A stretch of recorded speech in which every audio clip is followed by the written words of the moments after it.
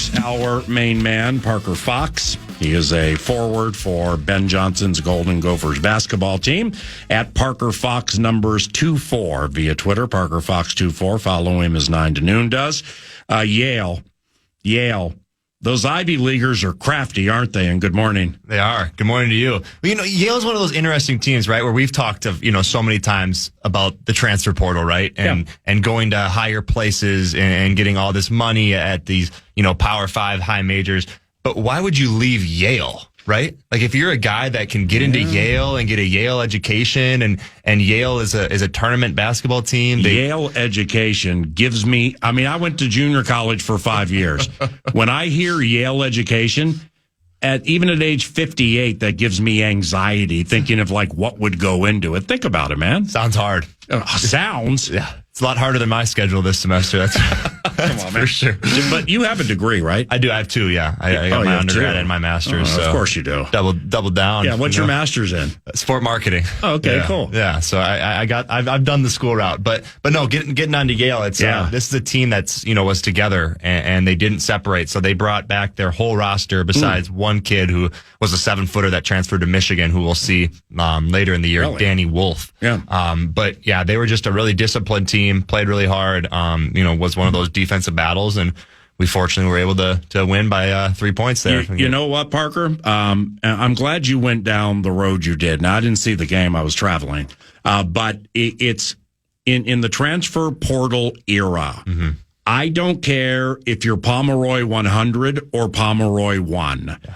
I just have a feeling, and you know more about it than me, my man, is those that can keep 5 to 8 together for 3 years. Yeah. I don't care if you're, again, Pomeroy 100 or Pomeroy 1. Mm-hmm. You're going to be a tough out, even against these teams that bring in different players every single year, Well, experience and connectivity is probably the biggest thing. And we see it in the tournament. You see it every year in the tournament. What are teams that can then go far in the tournament? Experience, right? Especially at the guard position, especially when you have a lead guard that's really experienced, and then connectivity. And I think that's such a vital piece of what we want to do. And with 7-8 new guys and filling out our roster and kind of last minute, it's taking time. And it's, we lost our best shooter to an ankle injury who's been out for 2 games now. Mitchell? And Mike Mitchell. Yeah. So, you add that on top of, just getting the continuity and togetherness. It's taking time, but I think the biggest thing is, coach always preaches is just trust in, not only your teammates, but your coaches and realizing that, hey, this is going to get solved. We're going to be a good team. We have too much talent to not be a good team, but we just got to put the pieces together. But the again, even if you're Yale or if you're Houston or Purdue or whomever, if you know how to run the plays, and run plays off the plays, the audibles. And it's second nature year after year after year. I just, as we move forward in the NCAA tournament, you're going to hear about the Yales getting to the Sweet 16 Elite 8.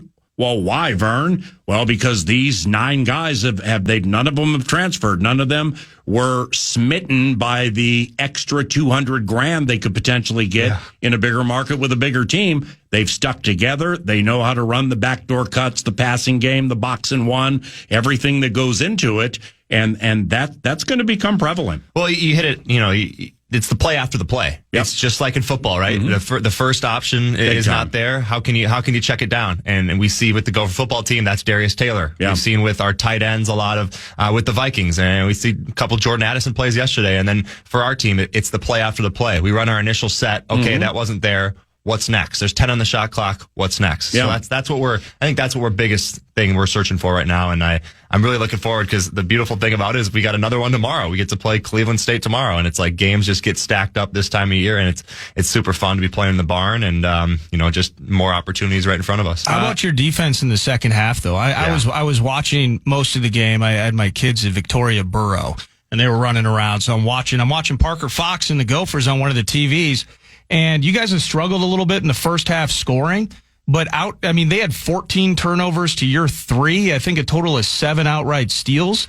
I mean, the defense in the second half in particular was exactly what got you guys back into the mix. Well, 3 turnovers is like unheard of in college. Like, you don't often see 3. We had 3 turnovers, and one was a shot clock violation. What are you talking about? Our team, we only had three turnovers on the game. Only 3. Yeah. Oh, I it's see. like, that's unheard of. And one was a shot clock. But we preach ourselves on our defense. And I think our coaching staff does such a tremendous job of giving us all the plays Yale's going to run and any team's going to run. And Yale has an NBA level talent in John Poliadkidis, I think is how you pronounce his last name. But, he had 21 points and we were on him for everything he did. One of those lefty shooters, really athletic. But Yale. As a guy who's going to get drafted. Possibly. The best player in the history of Yale basketball. Oh, you know that answer, Yale? Of course. Well, because there aren't many. He's a center. He played in the 80s and or 90s. His name is Chris Dudley. Dudley played many years. He went to Yale. Outside of that, I'm sure there are more players who have made it to the NBA. But Chris Dudley's the answer. That's the only Yale basketball player I can name. But to say a player from Yale is going to get drafted, well, that's a ballyhooed proclamation. That is a big proclamation, but he's a hell of a player, and we played him really tough. But we just preached ourselves on our defense, and to do it consistently in the first half and the second half, 29 points, 27 points in the second half. When the ball isn't going in the hoop on the offensive end, to kind of just hold your head and say, hey, we're going to get stops defensively. I think that's something we did really well. John Poulikitis. I mean, John Poulikitis. Does it feel that feels Greek? Poulikitis. It's got to be, right? He's Greek. Yeah, future Greek freak. Yeah, right. Fresh out of Yale. The white shooter. Right. If the hedge fund thing doesn't work out, he might be able to play in the association. How tough was the 3-point loss to North Texas, the only loss you guys have had this year? Yeah, super tough. I mean, we lose Mike, one of our, prolific shooters. Oh, you lost him in that game? Yeah. I thought he was missing time before that. I think it was that game. It might have been the game before, but regardless, it was, we missed him in that game. And, he's a guy that really stretches the floor for us. So that one hurt.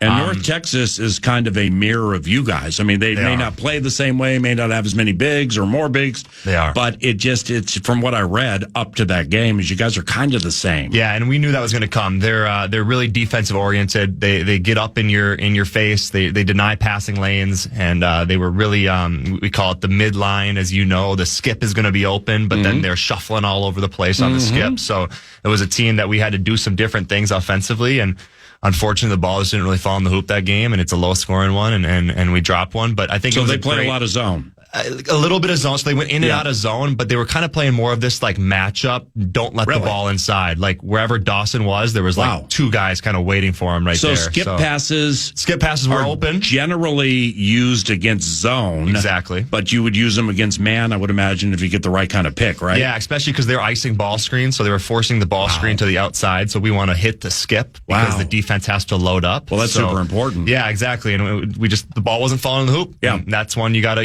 gotta brush it off. You got to learn from it and move on to the next one. And, you can't let that snowball domino effect continue to hurt you. So I love talking about your team, by the way. I'm glad you're cool with it. Yeah, I love it. Are you guys ever going to play a road game? Seriously, are you ever going to play a road game? Well, it's coming up, right? When? The Thanksgiving Orlando bid, I guess, is a road game, but it's a neutral site. Yeah. And then, at least you get on a plane. Exactly. At least you get to go get some more weather down to Orlando. So that'll be a fun one. But no, I think and that's the reason why I came back too, is we play so many home games. There's so much beauty in playing in the barn, and you've been there, and Nordo, you've been there. I think it's a really special place. I think it's one of the most underrated venues in college sports, especially when that thing's really rocking. So I'm really looking forward to more home games. You guys right now 75th in the Pomeroy piece. What do you think of that? And does that matter at like this time of the year? Like when I talked to Bob Motzko, coach of the Gophers hockey team, I don't start bringing up pairwise until January, February, like where a team is in the pairwise, because it's super important to college hockey. The Pomeroy piece, you guys are 75th. I think you were 60th or 63rd at one point. Took that L to North Texas. So you're 75th and 64 get in. Like, do you follow that or what? Yeah, I love it. I'm a basketball nerd. I'm a stats nerd. I'm looking at Ken Pom every day, kind of seeing. And for me, it's more of, hey, what is this team doing defensively? Oh, this is a top 10 defensive team. Okay. what are they offensively? Okay, they're a 70 offensive team. So yeah, I think when you look at that kind of stuff, you can get kind of a basis. But actually now this year, the Division I selection committee is not using statistics from the KenPom. So it's the first year that the Division I committee is going to stop using those KenPom statistics. So yeah, it matters, and it's cool to see kind of where it's at. But they've kicked KenPom out, and they're not going to it to determine selection stuff this year. But I think it's a really cool website that allows you to, if you've never been on it, go check it out. It's awesome. Obviously, but it shows you kind of where you stack up offensively, defensively, what you do with your turnovers, what you do with your assists, and all that kind of stuff. And I think the thing we always hang our head on is we want to be really good defensively, and we want to not turn over the basketball. And if we can do those things, if we call it kills, so it's 3 stops in a row. If we can get between 5 to 7 of those per game, it gives us an 85+% chance of winning the basketball game. Wow. So that's something we want to be at every single game. Cleveland State here tomorrow? Yes. 7 o'clock? Yep. Home, 7 o'clock against Cleveland State at the Barn. Really athletic, new team. Got a couple guys that can really score the ball. So it's going to be What do you mean, new team? Just transfer portal kind of stuff. Oh, I see. Yeah, transferring in. They got their point guard is a transfer from Canisius. They got a couple other transfers, and they like to really get downhill and score the ball. So it's going to be another big defensive effort from us. The Wolves walk off on Phoenix. We heard the highlight at the end of News du Nord. It's Julius Randle walking off from 3. And again, I mean, just being serious here, I can't remember Karl Anthony Towns hitting a walk-off winner like that, where he hit one at the buzzer and everybody's mugging him and jumping on him. I think last year he had one with 5 seconds left in New Orleans, but it wasn't a buzzer beater one. Yeah. Down 119, 120. Cat gets a little floater, but hasn't been a buzzer beater one. So you're right about that. Did he do a tying shot in the Memphis game in a Grizzlies? I think in a playoff game he forced OT. Now I think the Wolves lost the game. Yeah. But he had one of those types of moments. I remember that vaguely. I think you're right. He's definitely had his moments, but from what we've seen from Julius Randle and just being able to, as a forward and a guy that's not necessarily known for his 3-point shooting, he can make it.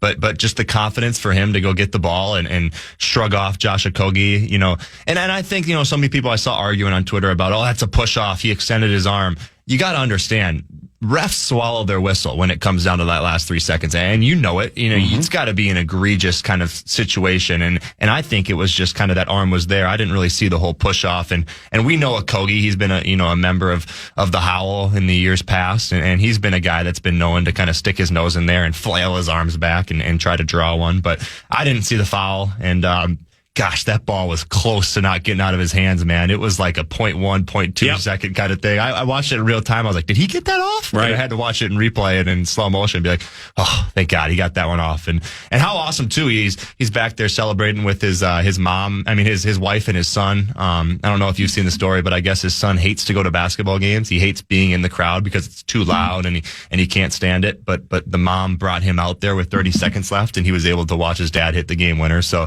such a cool, awesome experience and a key win for the Timberwolves, especially when Kevin Durant wasn't playing in that game. Like that's no Bradley Beal either. Yeah, that's a Sunday game where you got to find out a way to win. We're kind of not struggling, but we're they're off trying to find our identity they're still right off. Now, and I don't need it to look the way it looked last year. Yeah. I don't need that. But it's and again, you've played this game at a very high level all your life. When you have two, and when I say ball hogs, I say it affectionately. Okay. Yeah. It's like when I use the term competitive arrogance. Yeah. Where Steve Hutchinson, former HOF left guard for the Vikings, I always described him as competitively arrogant. Mm-hmm. He's not an arrogant person. He's incredibly competitive. And it's like he's across from the 3 technique. And here's the deal, man. I'm better than you. Yep. You're not going to beat me. It's nothing personal. And at the end of the game, if you'd like me to go over some things that you can do to become better to beat HOFs like me, I'll share them with you. Exactly. So it's in that family. And Edwards and Randall are the ball hogs. Mm-hmm. Okay. And that requires an adjustment. I mean, Karl Anthony Towns was at times a high volume shooter, but it's not like when it's, I'm going to put this. When Randall gets the ball, if he wants to score, if he thinks he has the right matchup at the right part of the court with the left-handed game, he ain't giving the ball back.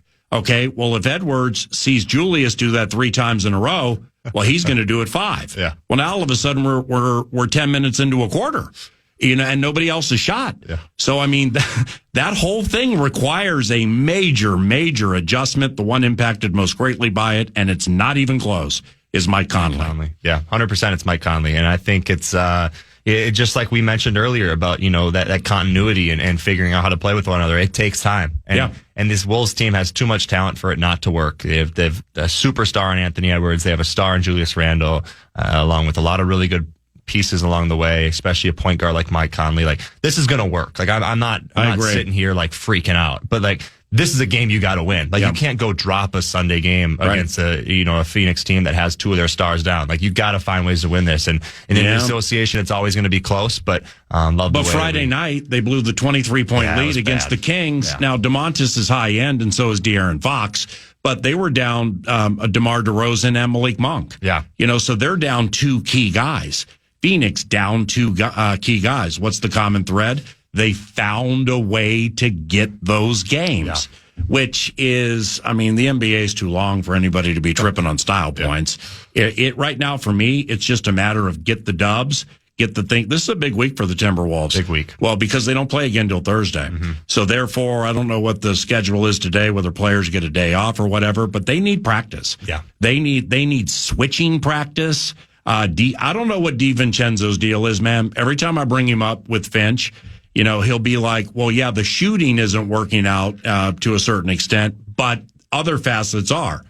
Cool. His on-ball perimeter defense when he's engaged can be high-end. Yeah. But Dante DiVincenzo was brought here to hit volume threes in a 3 league. Yep. And he had 15 yesterday. That's his first double-digit performance in a week and a half. You're right. Yeah. And he's been struggling on the offensive end, but I think it's, like we say, it's a make or miss league. Like, he's got to find ways to make shots. And that's what's going to get him more time on the court. And that's what's going to get him more engaged defensively. And I think it all snowballs, right? Like, if you're engaged defensively, if you're locked into your matchup, if you're making the right switches, if you're hedging the right ball screens, it's going to fold over to the offensive end. You're going to get out in transition. You're going to get more open looks. The ball's going to start going through the hoop. So I think, do you like him at point? I do. He's not a true point. He's not. And I think I'm obviously not the coach of the team, but I think it needs to be extended minutes for Mike at that point guard position. And I think so. I think it just is. That's how you don't think DiVincenzo. No, it's never going to happen because Mike is too well respected. Yes. You want to watch Dante DiVincenzo take off, and you want to watch your team become better? Start Dante.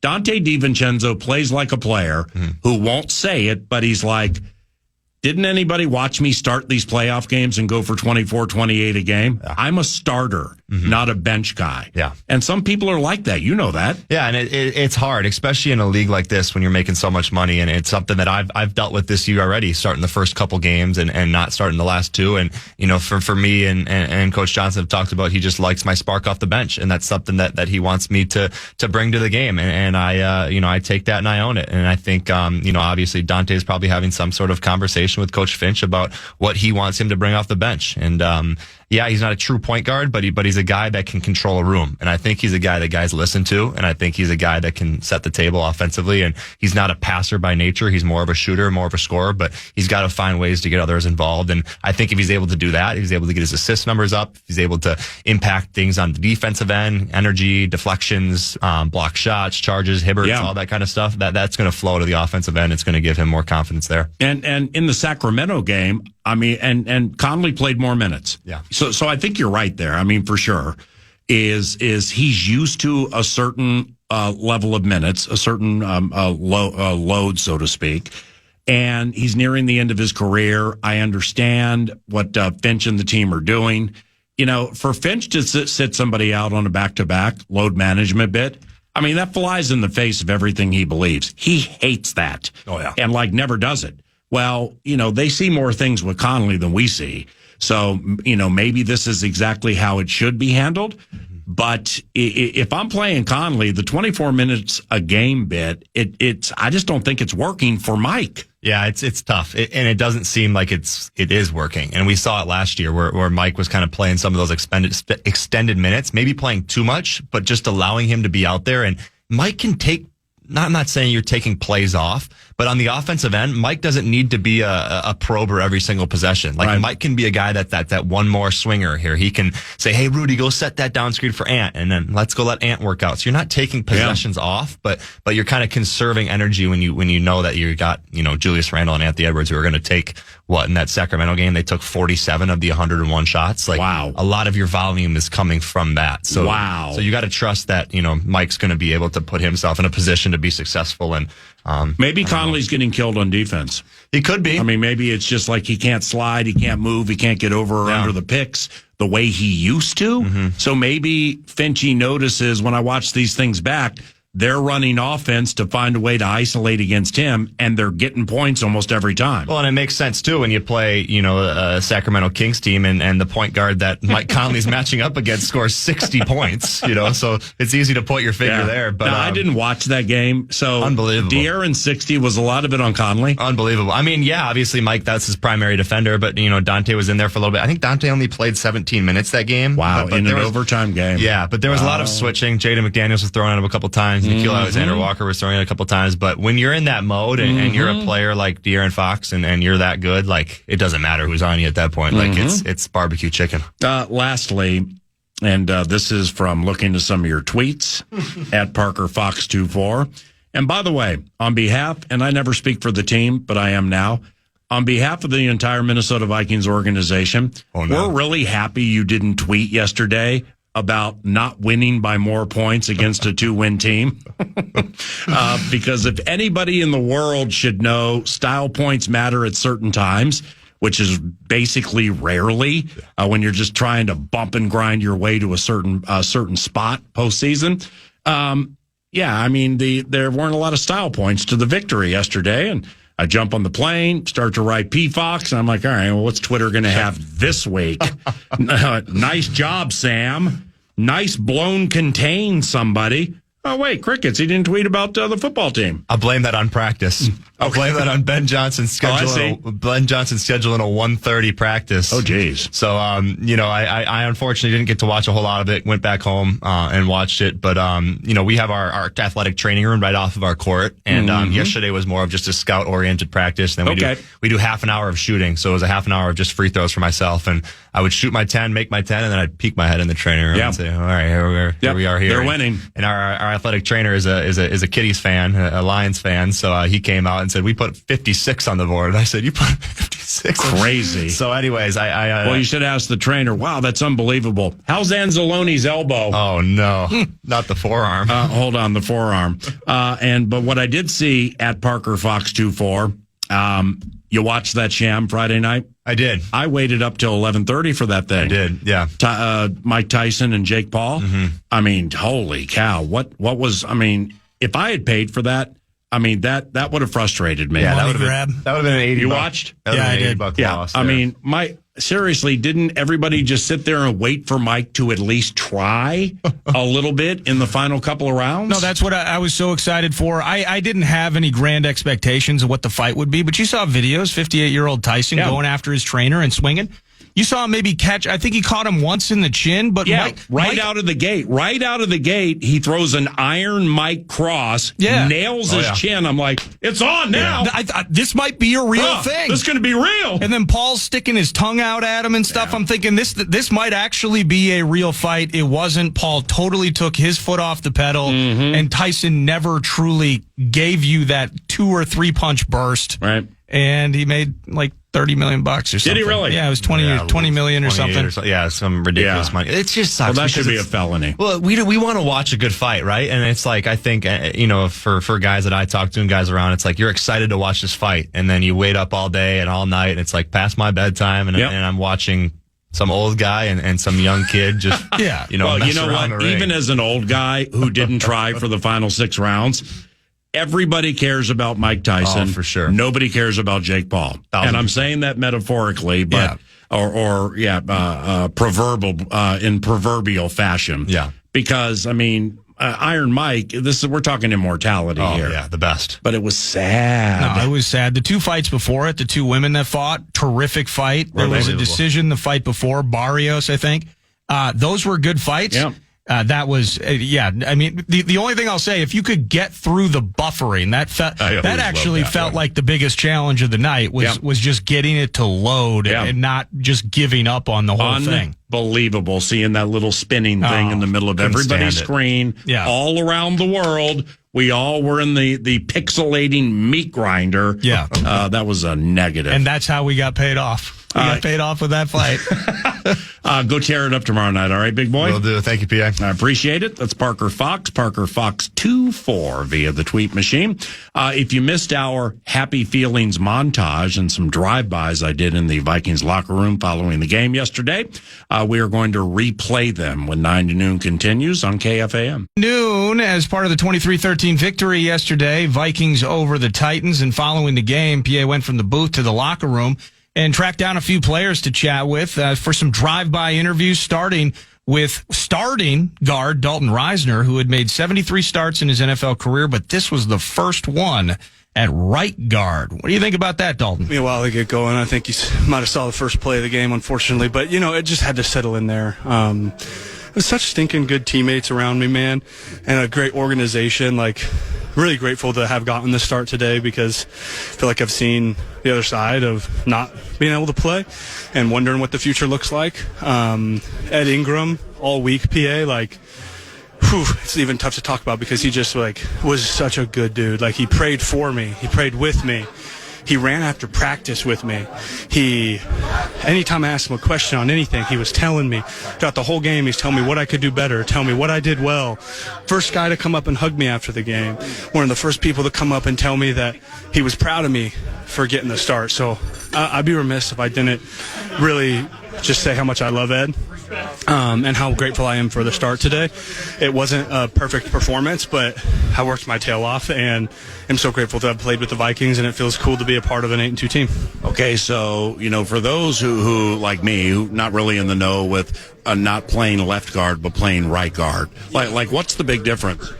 Well, I feel like it makes me have so much more respect for guys like Blake Brandel and guys that have moved around and played left guard, right tackle, center, because it is so much different for me. And maybe I'm not one of those guys that says, hey, it's a flawless, easy thing to do, because I think it's really challenging. I think everything's flip-flopped, and I'm better at some things but worse at some things. And it was good to get some burn on the field because I gotta start to grow and figure out what I can be better at.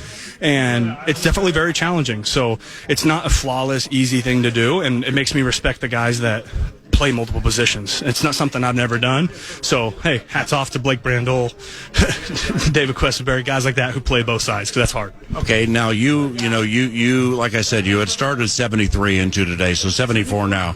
Right, that's really cool, but all at left guard, okay? Now, during the time where maybe you felt you were ready to go, maybe you felt you were ready to go, but you had to be patient. What's the lesson there for those listening who, they may want to be elevated or jump up, but somebody else doesn't believe it's time? How do you handle that? Stay calm and let the Lord fight for you. Exodus 14:14. The Lord plans our way. We plan our way, but the Lord establishes our steps. Proverbs 16:9. I've referenced those two verses, PA, because we can try to plan our way as much as we want, but the Lord's got it established. So I knew that there was going to be a time when called upon, and it wasn't so much about when, it was when I'm going to be ready and make sure I'm ready when called upon. And I was called upon this week, and I was ready to go, man. God bless you. Thank you for the chat. Yep, love you, PA. Love you too, Dalton Reisner. Let's roll over here. Hey, Jonathan, a couple of quickies if you don't mind. Jonathan Bullard. How you doing, man? Good to see you. Congratulations on the victory today. The run defense. I mean, seriously. Well, first play of the game against their offense, you're in the backfield trying to get that sack. So that was a great way to start. But this run defense, man, into the game, 70 and change a game, like second in the NFL behind Baltimore. But you guys take a lot of pride in this run defense, don't you? Yeah, we do. We all do our jobs. We know if we can put them in a situation, try to make them one-dimensional, and that's what we did today. How would you define your role with what you do when you're playing at your highest level and it's working collectively with the team? How would you describe what you do? I'm here to stop the run and be the most physical player up front. Play in the backfield, set edges, and make it physical the whole game for the offensive line. Thank you very much. No problem. Jonathan Bullard. Hey, Jerry.